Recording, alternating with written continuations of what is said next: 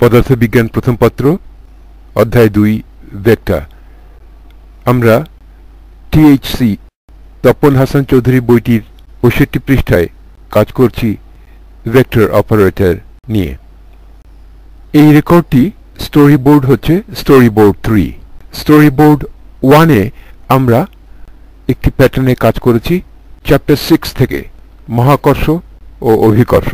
Story board 2 হচ্ছে ফিজিক্সে যত জায়গায় যত সমস্ত ম্যাথমেটিক্স রয়েছে, বিভিন্ন পৃষ্ঠায় গিয়ে, বিভিন্ন অধ্যায় থেকে বিভিন্ন পৃষ্ঠায় গিয়ে আমরা ডিফারেনশিয়াল ইন্টিগ্রাল কিভাবে করতে হয় সেগুলির বেসিক্সগুলো আমরা ভালোভাবে শিখবার জন্য সেগুলো ডিজাইন করা হয়েছে, যেটি হচ্ছে স্টোরি বোর্ড 2। আর আমরা এখন যে রেকর্ডটি করছি সেটি হচ্ছে স্টোরি বোর্ড 3।